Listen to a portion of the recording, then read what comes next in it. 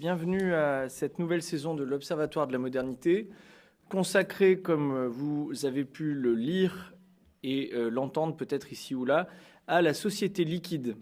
Alors justement, la société liquide, beaucoup de questions se posent d'emblée lorsque l'on évoque cette expression. Certains demandent tout simplement en fait de quoi il s'agit, ce que ça signifie. C'est justement ce que nous allons essayer d'élucider ce soir avec nos deux amis philosophes. Mais cela pose aussi des questions sur le contexte de l'élaboration de ce concept, afin que l'on sache vraiment dans quel contexte historique, dans quel contexte spatial également, eh bien cette notion est apparue. Donc elle est apparue, comme vous le savez peut-être, sous la plume de Zygmunt Bauman. Zygmunt Bauman qui est né en 1925 à Poznań, en Pologne, donc dans une Pologne, comme vous le devinez, extrêmement troublée. Lorsque la guerre éclate à Poznań, eh bien, la famille quitte la Pologne et se réfugie en URSS. Zygmunt Bauman se bat alors dans l'armée polonaise exilée, ce qui est une expérience évidemment très décisive, et il participe à la prise de Berlin en mai 1945 aux côtés de l'armée rouge. Il est alors nommé capitaine dans l'armée polonaise et il participe activement dans ces années, disons de 1944 à 1947, au service secret de son pays. Et donc, il est pleinement inséré dans la société communiste qui se met en place en Pologne à ce moment-là. Il commence une carrière de sociologue en 1954, une carrière de sociologue qui, assez naturellement, le place du côté du marxisme, mais il n'a jamais été un marxiste vraiment orthodoxe. C'est d'emblée un marxisme original, assez marqué également par la pensée de Gramsci, que développe Zygmunt Bauman, tant et si bien qu'il est à la fois chassé du parti et de l'université en 1968. Donc, puisqu'on a beaucoup fêté les 50 ans de 68, qu'il soit aussi rappelé que c'est l'anniversaire de l'éviction de Zygmunt Bauman. Chose qu'on a moins dite, mais qu'on aurait pu célébrer également. Pourquoi est-ce qu'on aurait pu le célébrer ? Bien parce que cela signifie le passage à l'ouest, quelques années plus tard, de Bauman, puisqu'il rejoint la Grande-Bretagne, avec l'université de Leeds, en 1971, où il continue à développer sa pensée sociologique propre, une pensée sociologique qui l'amène finalement assez tardivement à penser le concept de société liquide, puisque c'est autour des années 1990, en réfléchissant à la notion de postmodernité, que Bauman amène à réfléchir cette notion de liquidité, de liquéfaction de la société, qui passe donc par une dilution des liens, dont je laisse bien sûr nos amis philosophes en dire un petit peu plus. Donc je les présente quand même brièvement, puisqu'ils sont très modestes l'un et l'autre. Donc Elisabeth et Timothée sont agrégés de philosophie. Ils ont travaillé depuis des semaines sur ce philosophe et sociologue qu'est Zygmunt Bauman, d'abord sociologue puis philosophe. Leurs objets d'études sont très variés, mais justement c'est à travers cette pluralité de regards qu'ils évoquent ce penseur novateur. Merci beaucoup, bonsoir à tous. Pour vous introduire à la pensée de Zygmunt Bauman et essayer de réfléchir ensemble ce soir aux grands aspects de sa réflexion, j'aimerais commencer par citer une phrase, ou plutôt une expression, extraite du tout premier ouvrage de lui qui a été traduit en français et qui est paru en 1998 et dont le titre est « Le coût humain de la mondialisation », en anglais « Globalization, the Human Consequences ». Dans cet ouvrage, que nous allons présenter un peu plus tard en détail, il tente de définir les processus caractéristiques de la modernité et affirme que celui qui en est le plus typique est, je cite, « l'érosion progressive de toutes les totalités sociales et culturelles enfermées dans un espace local ». Cette érosion progressive est selon lui provoquée par la compression de l'espace-temps qui est caractéristique de la mondialisation. Pourquoi cette citation ? Parce qu'elle semble définir à la fois, si ce n'est parfaitement, au moins de manière très synthétique, à la fois la modernité solide, la modernité liquide et ce qui fonde ou provoque le passage de l'une à l'autre. En effet, si l'on associe la pensée de Zygmunt Bauman à la notion de liquidité, que l'on pense à tous les ouvrages qu'il a écrits et qui contiennent le terme, la modernité liquide, le présent liquide, l'amour liquide, la vie liquide, les temps liquides, ou même encore plus récemment le mal liquide, la modernité liquide ne se pense, elle, que par rapport à l'état solide qui l'a précédé, et État qui est déjà, pour Zygmunt Bauman, un visage de la modernité, si ce n'est la modernité même. Cette modernité, elle s'est constituée en réaction aux forces, notamment économiques, qui ont eu tendance à dissoudre les communautés traditionnelles et toutes les totalités sociales et culturelles, pour reprendre les citations précédentes. Concrètement, à quelle période cette instauration de la modernité solide fait-elle référence ? Principalement, selon Bauman, à l'avènement au XVIIIe et au XIXe siècle de forces économiques de plus en plus puissantes et soutenues notamment par le développement des moyens de transport et de communication, forces qui tendent à s'autonomiser par rapport au champ du politique et donc à en menacer la suprématie ou le caractère architectonique ou souverain, pour reprendre une terminologie aristotélicienne. La modernité solide est donc la réponse que les forces politiques opposent à ces forces économiques en tentant de produire et de préserver des cadres institutionnels, sociaux, culturels et politiques forts, définis et stables, cadres dont les puissances économiques en plein essor aimeraient pouvoir s'émanciper.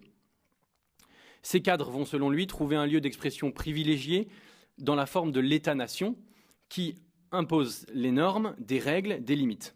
Je cite ici Bauman.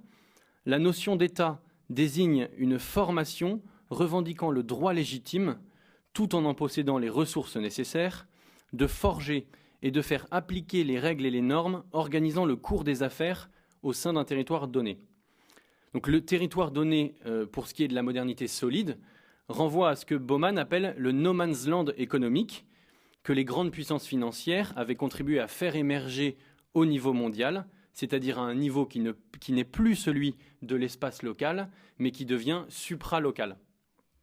Donc cette reprise en main et cette réaction sont donc, in fine, la réaffirmation d'une forme de souveraineté politique qui consacre la modernité solide et qui trouve son expression territorialement par la maîtrise d'un espace de souveraineté.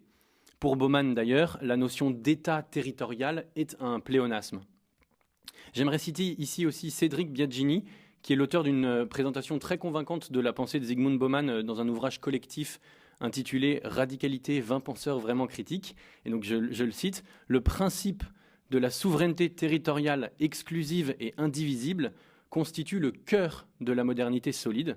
C'est sur une zone déterminée par des frontières que les institutions de contrôle politique et économique se déploient et exercent leur autorité. » En quoi consiste alors la modernité liquide, qui n'est en fait que le nom de ce que d'autres vont appeler postmodernité ou seconde modernité ou encore surmodernité, précisément en l'érosion, ou on pourrait dire en la liquéfaction de toutes ces totalités, de ces structures, et en la consécration paradoxale de la faiblesse grandissante, voire de l'impuissance totale des institutions qui ont normalement et logiquement pour fonction de maintenir l'ordre des choses. Cette érosion modifie radicalement notre mode d'existence et donne lieu à un nouveau type de vie, accessible uniquement à une petite minorité, mais dont les effets néfastes ont des répercussions sur tous, un mode de vie considéré comme émancipé de toutes les contraintes dites traditionnelles. À rebours donc des principes structurants, s'affirme du coup un nouveau système de valeurs, qu'on peut présenter comme ça, contre la stabilité, le mouvement perpétuel et incessant de la précarité, contre l'existence locale et la sédentarité, l'extraterritorialité et le nomadisme, contre l'engagement, la fidélité et la loyauté, les nouveaux départs permanents et la satisfaction dans l'éphémère, contre l'idée même de communauté, le triomphe d'une forme d'individualisme radical, et enfin contre la solidité des liens et la pérennité, une culture du déchet. Donc tout l'enjeu de notre réflexion sera d'éclairer ces différents passages, d'en comprendre le sens et la portée, et d'interroger les problèmes que vont soulever la modernité et la vie liquide. Donc, je vais commencer d'abord par présenter ce que Zygmunt Bauman appelle la guerre contre l'espace, et ensuite Elisabeth présentera les deux moments de notre réflexion. On aura toujours du mal à comprendre la pensée de Zygmunt Bauman si on ne se figure pas correctement et concrètement la dimension très géographique de sa pensée. Cette dimension géographique est particulièrement explicitée dans son ouvrage « Le coût humain de la mondialisation » qu'on a déjà évoqué il y a quelques minutes.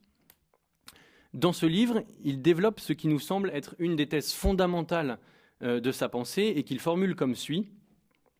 le dernier quart de ce siècle demeure dans l'histoire comme la période de la Grande Guerre d'indépendance contre l'espace. Alors qu'entend-il par là ? Cette guerre est un conflit avant tout économique et mené principalement par les actionnaires, par la finance et plus généralement par le monde des affaires et les élites politiques que Bauman appelle les pouvoirs mondiaux et qui consiste à chercher par tous les moyens possibles à s'arracher méthodiquement et sans état d'âme à toutes les formes de contraintes territoriales, c'est-à-dire à ce que Bauman va appeler les contraintes de la localité. Concrètement, ces contraintes renvoient au fait, par exemple, de payer des impôts dans un lieu donné pour une entreprise, d'engager une main-d'œuvre qui travaille à proximité du lieu de production, et donc, in fine, de contribuer activement à la vie quotidienne de la communauté et à sa perpétuation. La guerre contre l'espace est donc un désengagement des gens qui investissent, des contraintes territoriales et des responsabilités qui en découlaient traditionnellement. Ce désengagement se fait pour et au profit d'une plus grande mobilité et d'une plus grande fluidité des capitaux, visant à en assurer une rentabilité toujours plus grande, sans préoccupation pour les effets qu'une telle recherche de profit peut provoquer sur les territoires eux-mêmes, en termes sociaux, économiques ou même encore écologiques. En effet, auparavant, traditionnellement, l'attachement à la localité, donc encore une fois comme dans le cas d'une entreprise inscrite sur un territoire donné par exemple, cet attachement à la localité, il impliquait une forme de limite pratique et concrète aux possibilités théoriques et légales d'exploitation illimitée. Dans la modernité liquide, en revanche, cette limite s'évanouit et va offrir à l'échelle planète Terre un terrain de jeu illimité pour les désirs qui sont littéralement hors sol de ces élites qui cherchent avant toute chose à échapper à leurs responsabilités. La liquidité dont parle Bauman est donc avant tout une liquidité économique, financière, intimement liée à ce qu'il considère être une nouvelle phase du capitalisme et qui consacre d'un point de vue géographique et politique cette victoire sur l'espace. Cette victoire amène d'ailleurs Bauman à reprendre à son compte la formule de Paul Virilio, qui est un essayiste et urbaniste français, qui explique qu'il est plus pertinent pour caractériser notre époque d'évoquer la fin de la géographie plutôt que d'annoncer, selon lui, de manière prématurée, une hypothétique fin de l'histoire à la façon de Fukuyama. Donc cette liquéfaction économique, portée par le développement des nouvelles technologies et le déploiement du numérique, accentue et est accentuée par le processus de mondialisation que Bauman définit, on l'a vu, comme un processus de compression spatio-temporelle. Cette compression a un effet social et politique très concret, celui de redéfinir une nouvelle hiérarchie sociale dont la mobilité et la liquidité qui en résultent est le critère décisif de positionnement social. En ce sens, une partie importante des processus de mondialisation pour Bauman n'est autre qu'en fait que la ségrégation, la séparation et l'exclusion progressive de l'espace. Alors quels sont les effets de cette modernité liquide sur les populations et quelle est cette nouvelle hiérarchie sociale ? Cette dynamique, qui est à la fois économique et géographique, se traduit socialement par l'opposition de plus en plus nette entre ceux que Bauman va appeler les mondiaux ou les pouvoirs mondiaux et les locaux ou ce qu'il appelle aussi donc, the rest ou le reste du monde, la plupart des gens. Et donc, en effet, loin d'entraîner une homogénéisation des modes de vie, l'annulation des distances spatio-temporelles en quoi consiste la mondialisation a au contraire pour conséquence de les opposer. Si la vie des premiers, donc des mondiaux, est caractérisée par la mobilité, par la fluidité et une capacité d'adaptation aux conditions modernes d'existence dont ils fixent en fait eux-mêmes les règles, celle des seconds, en revanche, est caractérisée par une relative fixité, un ancrage local qui est contraint et subi, et une dépossession progressive du sens même de leur existence dans un monde dont ils ne maîtrisent pas les règles. La mobilité à l'ère de la vie liquide devient donc le principal facteur de stratification sociale de l'âge moderne et postmoderne. Loin d'être vécue comme une forme positive d'enracinement, l'existence locale dans l'univers mondialisé est plutôt le signe d'une dégradation ou d'une dépossession sociale. En ce sens, elle est bien plus vécue sur le mode d'une assignation à résidence plutôt que sur celui positif d'un refus de la dissolution du politique et des communautés intermédiaires. Les locaux ne constituent donc pas des groupes fortement structurés et unifiés qui seraient conçus comme des sortes d'îlots de résistance au mobilisme universel et à la fluidité des modes de vie. La liquidité, à l'inverse, est vécue comme une forme de liberté grisante et comme la seule forme en fait possible d'accomplissement réellement envisageable et valorisable pour ceux qui en sont les défenseurs. L'extraterritorialité, déjà évoquée, en est l'accomplissement, car elle consacre une indépendance presque totale de ces élites vis-à-vis de toutes les formes d'obstacles physiques. Bauman va même jusqu'à dire que cette dynamique qui conduit hors du monde est en fait un processus de désincarnation, de libération des limites de l'incarnation physique, pour ne pas dire de forme de refus métaphysique de l'incarnation.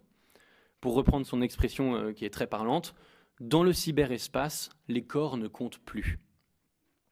Quels sont du coup les effets de cette nouvelle hiérarchie sociale en retour sur les territoires ?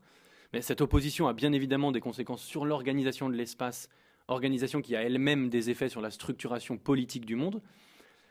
En effet, si les mondiaux recherchent avant tout l'extraterritorialité sociale, économique et on pourrait même dire existentielle, cette extraterritorialité, elle est rendue possible par des dispositifs matériels, bien réels, visant à rendre inaccessibles ces lieux qui sont paradoxalement situés hors de l'espace, c'est-à-dire dans un lieu supralocal et virtuel. Alors pourquoi j'évoque cette matérialité bien réelle ? Parce que, pour reprendre toujours l'expression de Cédric Biagini, je le cite, « Ces élites culturelles et économiques sont encore, et on pourrait rajouter pour l'instant, composées d'êtres faits de chair et de sang. » Et donc il faut donc bien que l'espace virtuel s'isole physiquement de la localité pour pouvoir s'en affranchir concrètement. La principale conséquence de cette dynamique est la disparition progressive de tous les espaces communs, qui sont à la fois des espaces de rencontre et des espaces dans lesquels s'élaborent les normes de la vie politique. L'extraterritorialité de ceux qui définissent les règles de fonctionnement de la société aboutit donc à une disparition de l'espace même du politique et à la mort de ces agoras, de ces espaces privés publics dont parle Castoriadis et que cite à de nombreuses reprises Bauman, espaces qui permettaient traditionnellement l'élaboration des principes, des normes et des valeurs des communautés. Il est clair à partir de là qu'un territoire, et je cite Bauman, qu'un territoire dépourvu de tout espace public n'offre guère la possibilité d'y discuter de normes, d'y confronter des valeurs qui peuvent se révéler incompatibles et être l'objet de débats. Les jugements portant sur le bien et le mal, la beauté et la laideur, le convenable et l'inconvenant, l'utile et l'inutile, ne peuvent que descendre d'en haut, de régions auxquelles nul ne peut avoir accès, à moins d'avoir le plus pénétrant des regards. La vie liquide, en ce sens, consacre la mort de la communauté politique, dans la mesure où les significations ne sont plus élaborées en commun, mais imposées par une classe hors sol qui dépossède les locaux de leur initiative politique et de leur capacité même à donner du sens à leur intégration dans la communauté.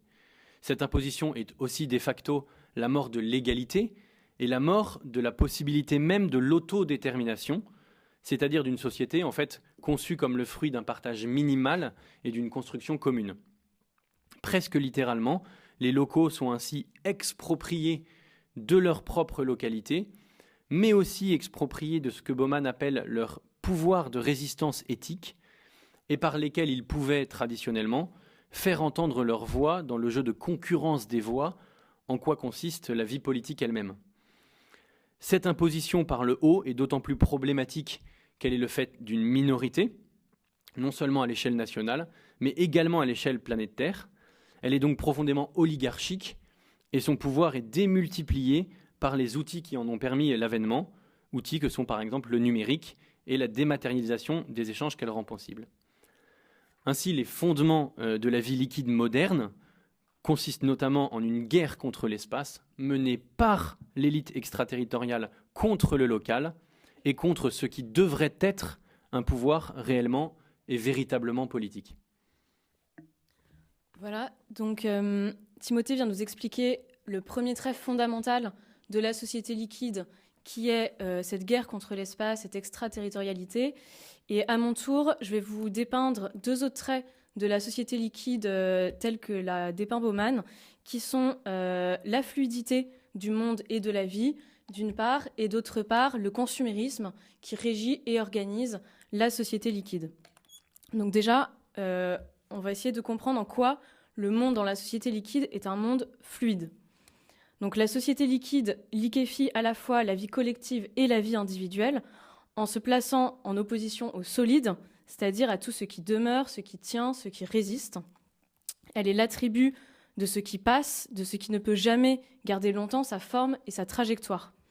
Tout ce qui relevait de la tradition, de la routine, des comportements normés ou considérés comme socialement acceptables, c'est-à-dire finalement les formes sociales, tend à se fluidifier, c'est-à-dire que ces formes sociales ne parviennent plus à un état de fixité qui permettait d'être un facteur de stabilité.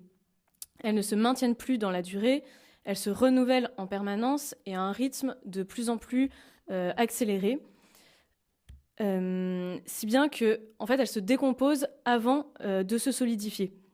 Et la conséquence de cette fluidité est donc que les formes sociales ne peuvent plus servir de cadre de référence aux actions humaines parce qu'elles ne peuvent plus être une base sur laquelle établir des stratégies de long terme, parce qu'elles durent moins de temps qu'il n'en faut pour élaborer un code d'action ou une stratégie cohérente.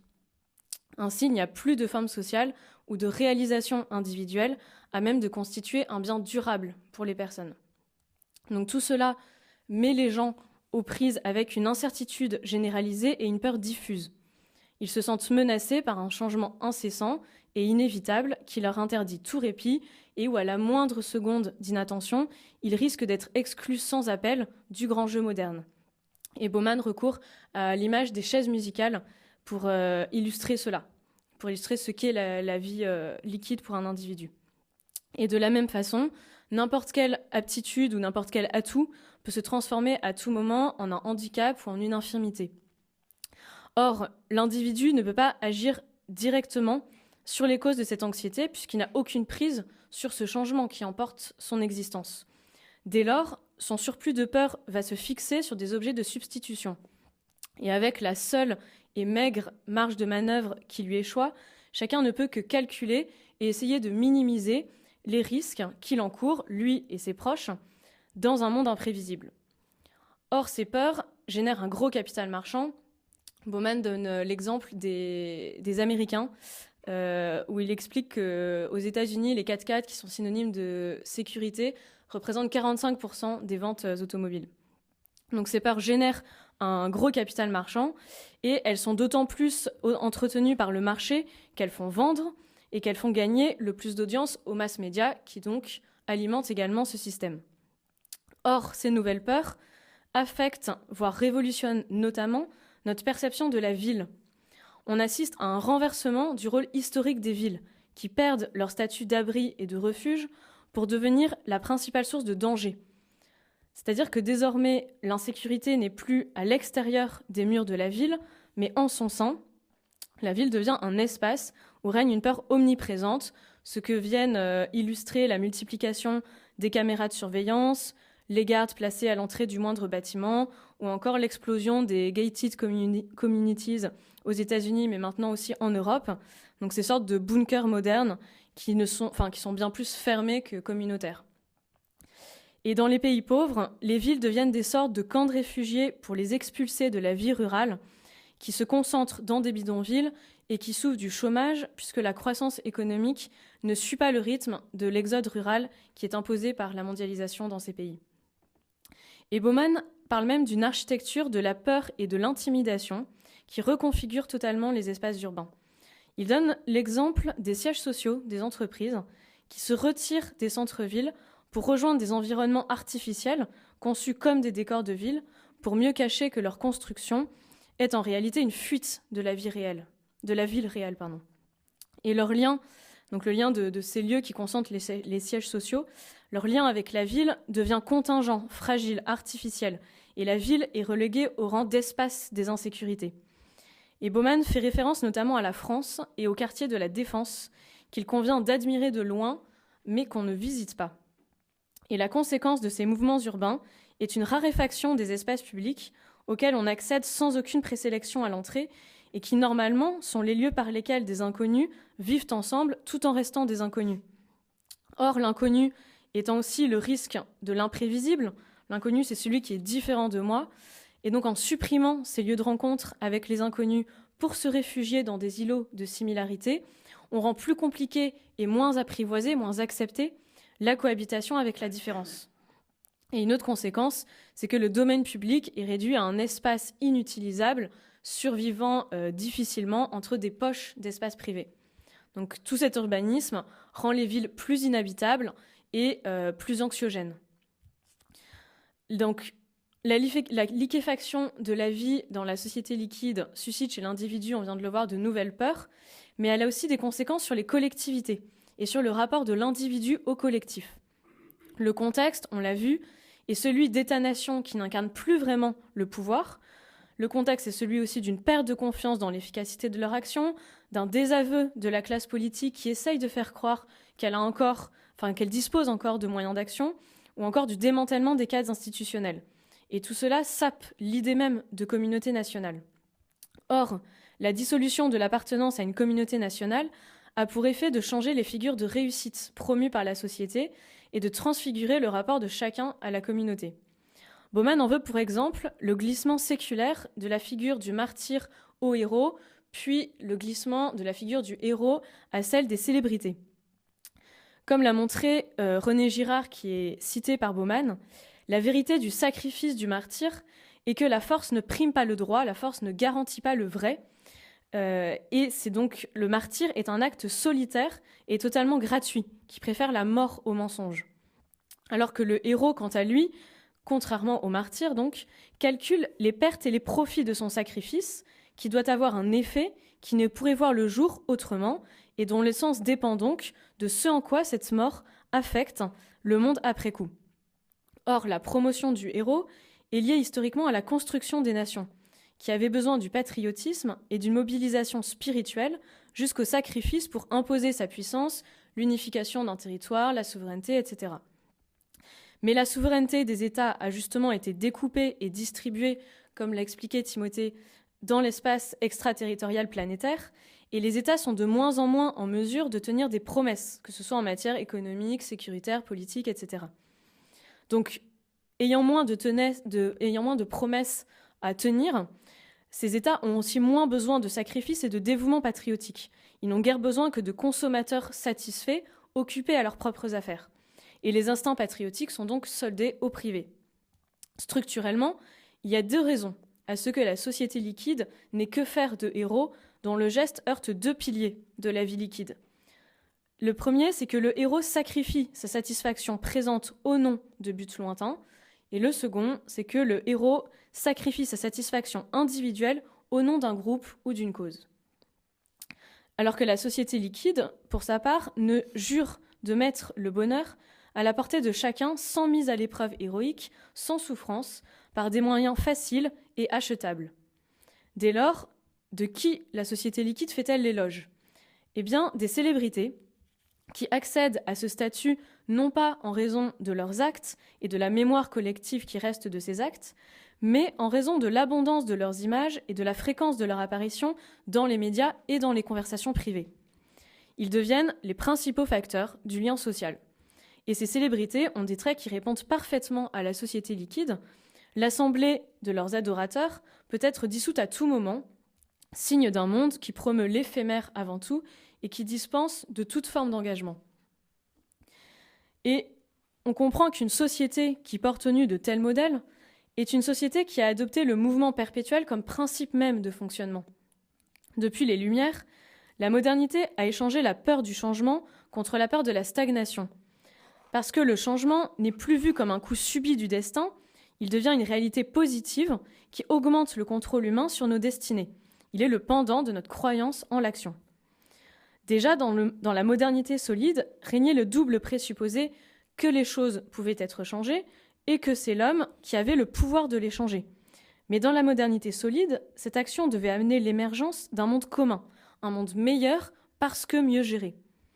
Donc le bonheur était une tâche collective et le changement était un moyen vers un but, il visait donc une vraie fin. Il pouvait avoir un aboutissement. Alors qu'à l'inverse, dans la société liquide, le bonheur est une affaire de chacun pour soi et le changement n'a aucune ligne d'arrivée. Il faut être en mouvement sous peine de mourir. Or, tout cela condamne les gens à l'impuissance. Ils ne saisissent pas bien ce présent en mouvement perpétuel et ils n'ont donc aucun moyen d'établir des prévisions sur l'avenir, ni de penser un futur différent ou qui leur serait plus favorable. Or, cette incertitude fabriquée et entretenue constitue le principal instrument d'une domination des élites par la précarisation. Dès lors, on peut se demander quels pourraient être les alliés des individus ou les contrepoids à cette fluidité. On pourrait penser à la culture qui est définie par Hannah Arendt comme ce qui est durable, ce qui échappe au passage du temps, ce qui n'est pas consommé ni usé par un usage. Or, l'enjeu actuel, l'enjeu qui se pose aujourd'hui est celui d'une survie de la culture, car même en son sein, l'éphémère et le nouveau ont pris le pas sur le durable.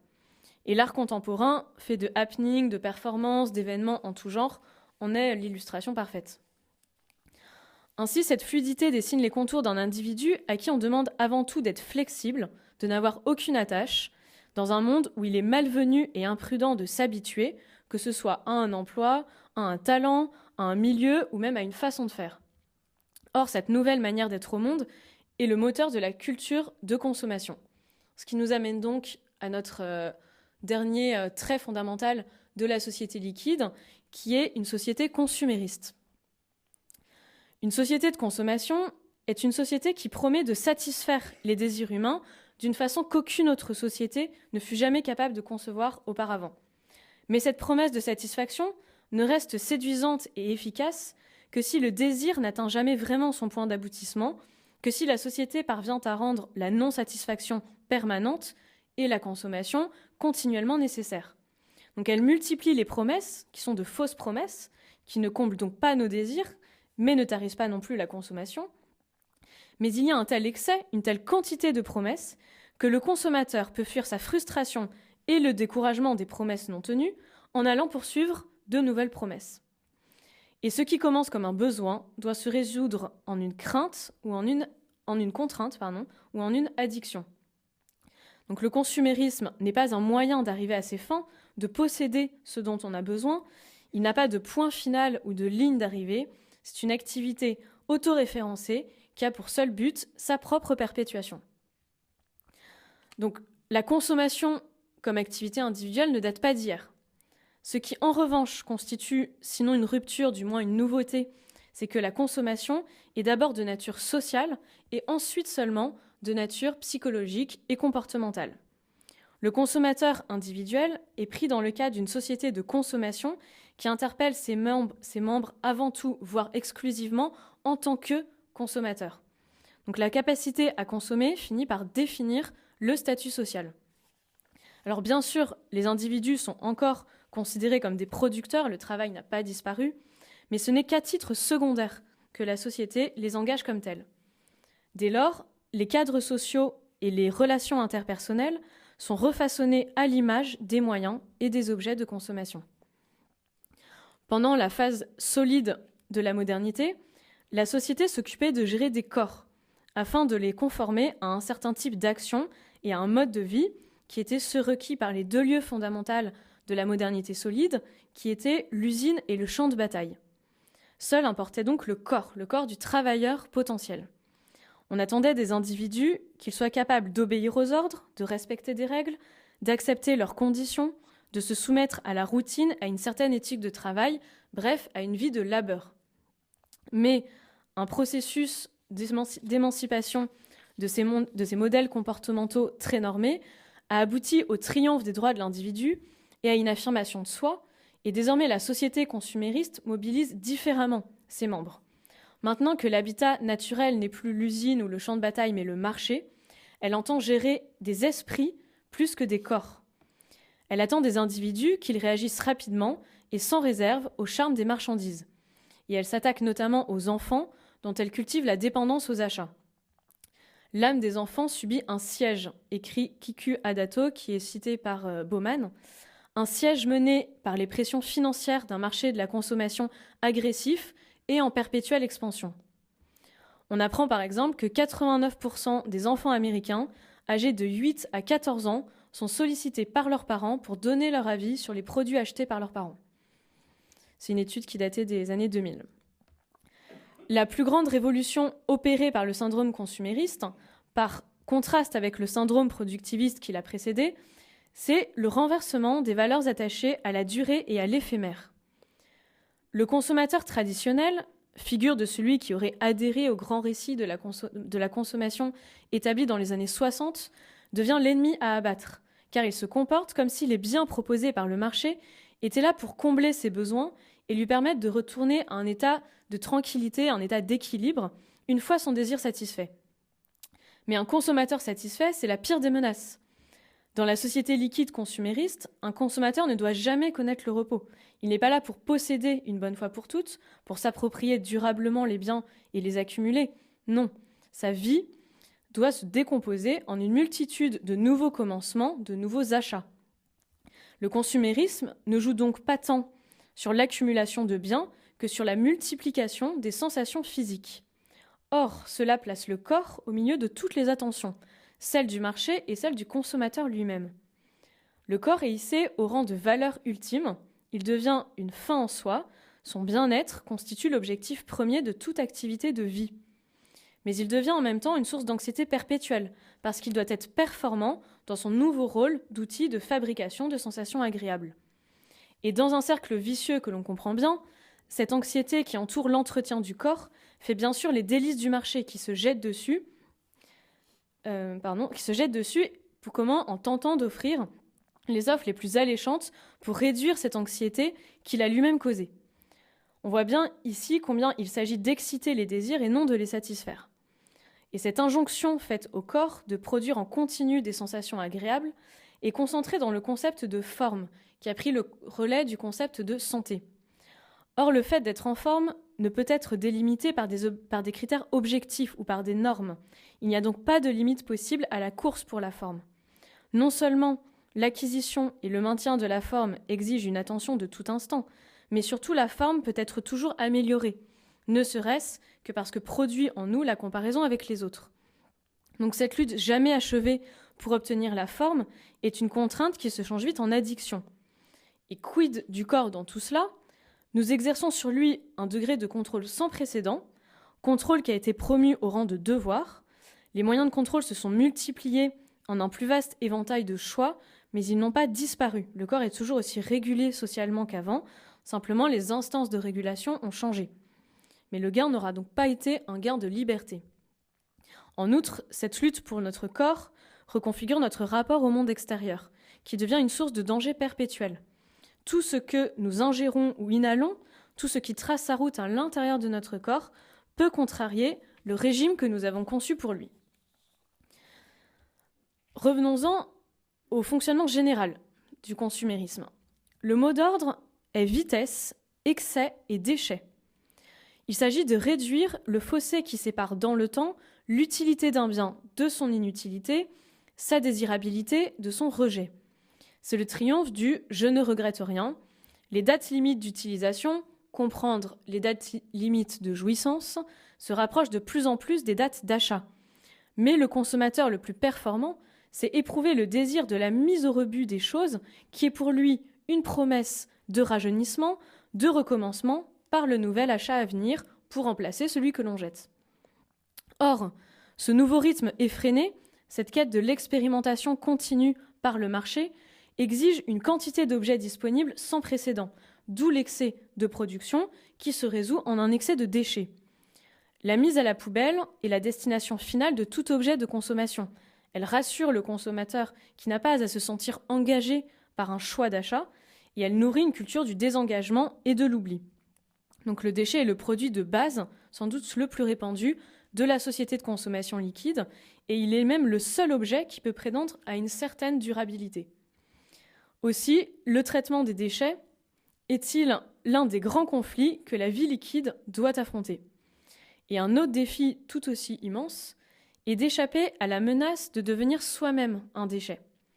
La société de consommation traite en effet le monde et tous ses fragments, animés ou inanimés, comme autant d'objets de consommation possibles. Et dans ce système, où une chose perd son utilité pendant même qu'on l'utilise, la vie de chacun peut être comparée à une sorte de jeu de loi. C'est Bauman qui nous donne cette comparaison. Les chemins menant de la base au sommet et du sommet à la base sont abominablement courts, les ascensions et les chutes sont aussi rapides qu'un coup de dé, et elles se produisent presque sans crier gare. Et cette épée de Damoclès qui pèse en permanence au-dessus de la tête de chacun, ce risque d'être réduit à l'état de déchet social, est lié au fait que le consumérisme tend à brouiller la frontière entre marchandises et consommateurs et à l'insatiable appétit du marché qui croît en envahissant tous les domaines de l'existence, à commencer par celui des relations humaines. Donc chacun devient une marchandise commercialisable, capable d'exister sur un marché.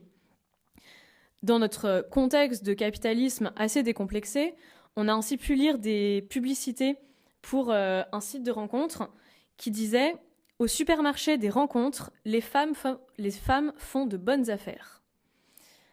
Les modèles de consommation et ce fonctionnement basé sur l'éphémère et le désengagement se met à régir également, je vous le disais, les relations humaines. Quand une relation n'atteint pas un certain degré de satisfaction, elle est donc tout simplement rompue. La vie est présentée comme une succession de problèmes, mais de problèmes qui peuvent être résolus en recourant aux moyens disponibles sur le marché. Et on a vu ainsi certains petits génies du marché réussir à vendre à des clients des kits de divorce. Donc dans ce monde, les relations humaines sont teintées d'ambivalence.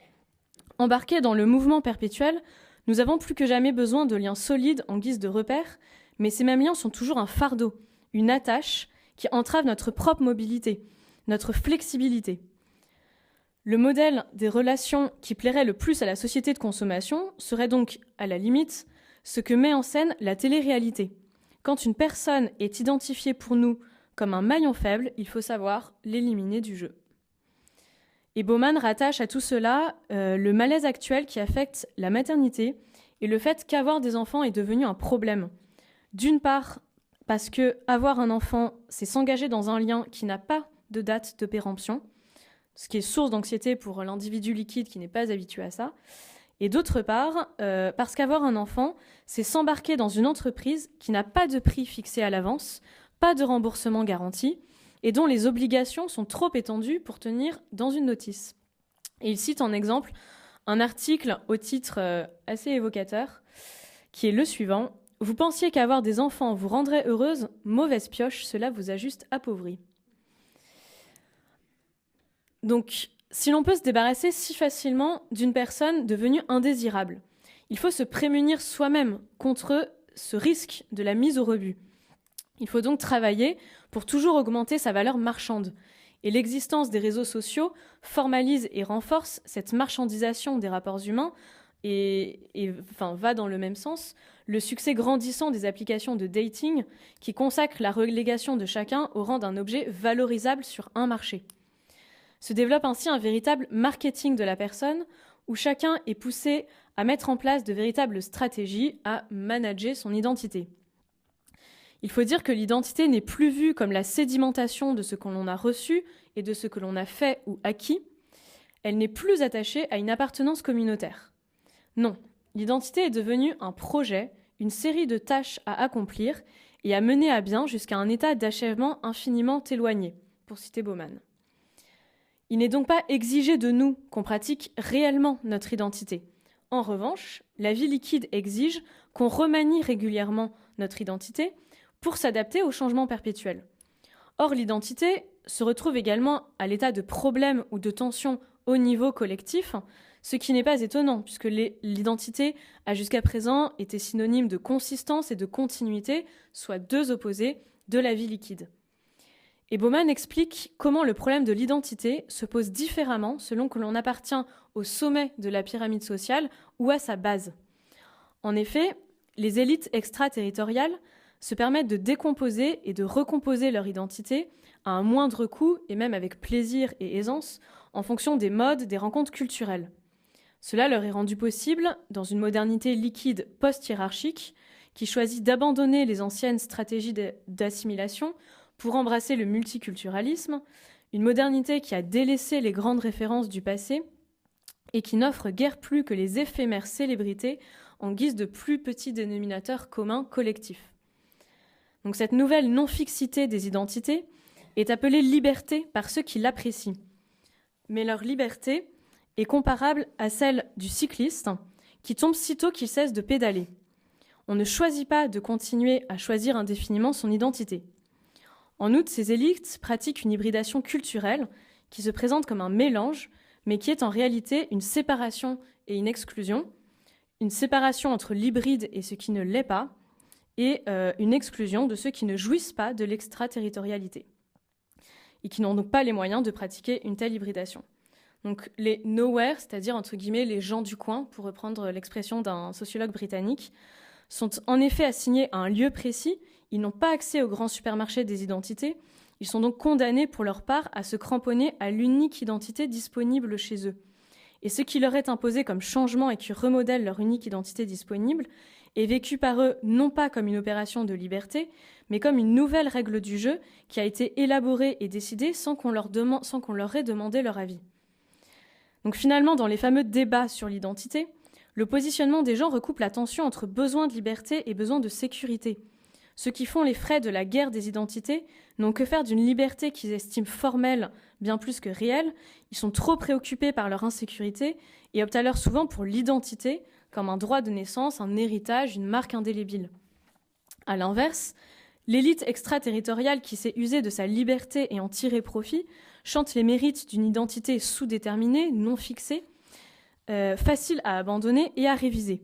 Donc en un mot, pour les élites, l'identité, c'est un passeport pour l'aventure, alors que pour les gens du coin, l'identité se pense en termes de défense contre les aventuriers. Et on comprend pourquoi le toujours plus de liberté et d'autonomie individuelle, au nom de quoi la mondialisation néolibérale creuse son lit, n'a pas les allures d'un remède pour ceux qui en sont les victimes et les pertes collatérales. Et enfin, on peut ajouter que même au niveau individuel, l'identité propre et l'affirmation de soi passent dans la société consumériste par la mise en avant de cette liberté individuelle, donc une liberté qui devient un devoir, une injonction à être unique et à exister différemment, à se différencier des autres par ses choix de consommation. Or, cette liberté aporétique et cette affirmation de soi comme individu a un prix, puisqu'elle s'achète, et elle constitue un privilège qui s'établit au détriment des habitants des pays pauvres, de ce que certains ont appelé la classe très défavorisée mondiale. Ce qui prend la forme, par exemple, des décharges dont on afflige l'Afrique, du pillage de leurs ressources naturelles, de la disproportion des empreintes écologiques, qui fait que le rythme, la façon de vivre d'un Californien n'est encore possible, et encore que parce qu'à côté, un Soudanais ne vit pas de la même façon. Pour conclure et présenter un peu l'impression qu'on a eue en travaillant cette pensée de Zygmunt Bauman, force est de constater que les analyses qu'il présente nous semblent particulièrement pertinentes, mais que Zygmunt Bauman, et ça a été déjà souligné par plusieurs universitaires qui travaillent sur sa pensée, ne propose ou ne préconise aucune piste de solution pour resolidifier la société, ou du moins pour contrecarrer les effets délétères sur la société de tous les mécanismes de dissolution qu'il attaque. Et donc en fait, l'enjeu du programme cette année de l'Observatoire de la modernité sera de poser les questions suivantes. Est-ce qu'il y a des réponses face à cette société en perte de liens, devenue liquide, et quels sont les liens qu'on peut recréer ou sur quel enracinement se refonder? Pour ce faire, il s'agira de réfléchir sur 5 lieux principaux de l'existence humaine qui nous semblent fondamentaux pour la reconstitution ou le tissage de ces liens. Le premier qui sera abordé donc, dans un mois sera celui de l'écologie. Comment l'écologie peut-elle être à la racine d'un rapport renouvelé avec l'ancrage local, qui soit vécu comme un véritable enracinement et non pas comme une assignation subie. Le second renvoie à la question politique et pourra se déployer en 2 temps. Tout d'abord, la question de la finalité de la démocratie et sa capacité à instaurer une finalité commune dans la société, question d'autant plus importante que l'avènement de la modernité liquide signifie aussi la fin d'une lecture téléologique de l'histoire. Second volet politique aussi, la manière dont la politique elle-même peut restaurer des liens que l'économisme tend à dissoudre. Troisième point fondamental, celui du soin. Comment prendre soin indépendamment du soin qu'on peut donner à son corps dans une logique narcissique, mais pour penser à un soin qui serait au contraire plus tourné vers les autres. Quatrième question, la question urbaine, qui, comme vous avez pu le voir ce soir, est particulièrement développée par Bauman. Donc, dans quelle mesure l'espace urbain peut-il être conçu pour rassembler les communautés, mais surtout pour produire les conditions de la production de ces espaces publics-privés tant nécessaires à la politique. Et enfin, question éminemment problématique, je pense la plus problème de toutes, puisqu'elle porte sur un des moteurs de la vie liquide et de la dislocation des structures fixes et stables au profit des réseaux qui se déconnectent et se reconnectent à volonté. Le numérique et sa toile peuvent-ils vraiment tisser des nouveaux liens alors même qu'ils sont à l'origine de la dissolution des liens traditionnels ? Et donc nous espérons que toutes ces conférences pourront apporter des éléments de réponse à la crise de notre modernité que Bauman décrit avec beaucoup de lucidité, mais il faut le dire aussi, sans une très grande espérance. Alors, quelques questions pour ouvrir un petit peu le débat avant qu'on puisse échanger avec la salle. D'abord, la première porte sur la tradition marxiste quand même chez Bauman. Il est assez étonnant lorsqu'on entend vos exposés, votre exposé, de voir que l'État-nation semble aussi valorisé chez un penseur d'abord qui a connu finalement fugitivement l'État-nation, puisque on a affaire à une Pologne très malmenée et qui par ailleurs s'est revendiqué, au moins durant sa jeunesse, d'un marxisme qui a priori a peu à faire avec cet État-nation. Alors, je ne sais pas quelle est votre lecture, si vous avez une analyse, ce n'est pas forcément une analyse érudite, c'est peut-être une intuition. Voilà. C'est pas une colle. Alors, effectivement, c'est vrai qu'il y a effectivement tous ces prémices marxistes dans la pensée de Bauman, mais il reconnaît quand même aux États-nations le mérite d'avoir été le cadre d'une démocratie réelle. Et c'est vrai que dans les quelques rares pistes de projection quand il essaye de penser des solutions à cette société liquide, notamment à des choses comme la crise écologique, etc., il voit que l'espace public a disparu avec justement ce retrait des États-nations qui ont démissionné face aux forces politiques et aux forces économiques, pardon. Et donc, il en appelle à la reconstitution d'un nouvel espace public, mais cette fois-ci qui serait planétaire et qui, du coup, permettrait de penser l'ampleur des problèmes d'aujourd'hui. Et en fait, ce qui est assez frappant dans la pensée de Bauman, c'est que l'État-nation, il lui a reconnu des mérites dans l'histoire. En revanche, il pense que l'État-nation est mort et enterré. C'est-à-dire qu'il ne fonde en lui plus aucun espoir. Pour lui, il peut se passer des choses à l'échelle locale. On peut se tourner vers les instances, réinventer de nouvelles instances extranationales, internationales, pour résoudre les problèmes planétaires. Mais c'est vrai qu'on sent qu'il ne donne plus sa foi ni sa confiance à l'État-nation qui, pour lui, n'existe déjà plus et qui a démissionné. Marcel Gaucher nous dise tout à fait la même chose lorsqu'il viendra traiter de la question, mais on peut imaginer une conversion baumanienne en direct. Alors, et une autre question, et après ce sera une question un peu plus générale, mais est-ce que vous avez trouvé une trace même discrète, même tacite du spirituel chez Bauman? Est-ce que sa judéité a une quelconque importance dans sa pensée? Alors évidemment, c'est un penseur qui s'en est émancipé puisqu'il était marxiste et matérialiste, mais puisqu'à un moment Timothée a osé la dimension métaphysique de l'incarnation, je me suis dit tiens, est-ce que ou bien la tradition biblique ou bien des traditions peut-être chrétiennes postérieures liées à son identité polonaise ont pu jouer dans une lecture incarnée de l'histoire, à votre avis? Alors, vaste question. De la lecture qu'on en a faite, je dirais non, parce que précisément, je pense que il a tendance à penser la réalité sociale, économique et politique uniquement en termes de rapport de force, et que de fait, cette vision strictement, au sens littéral du terme marxiste, et cette lecture marxiste des événements, ne laisse pas beaucoup de place à une lecture, on va dire, spirituelle de l'individu, d'autant plus qu'en fait, même quand il pense la question de l'individu, il le pense toujours au sein des interactions sociales dans lesquelles l'individu pourrait tirer son épingle du jeu de manière individuelle. Et c'est, je pense d'ailleurs, une des critiques, ce serait bien présomptueux, mais une des remarques qu'on peut essayer de développer sur la pensée de Bauman, c'est la difficulté à penser une communauté qui soit pas constituée autrement que par des rapports de force, en fait. Et que ce soit, par exemple, à une échelle plus locale, la communauté familiale, la communauté du village, la communauté du quartier, toutes les communautés qu'on pourrait donner. petite peut-être nuance par rapport à ça, puisqu'on on en parlait encore tout à l'heure, le rôle qu'il peut donner à la notion de transmission, alors même que dans une perspective marxiste, on pourrait penser que la notion d'héritage et de transmission doit être récusée au profit d'un égalitarisme absolu.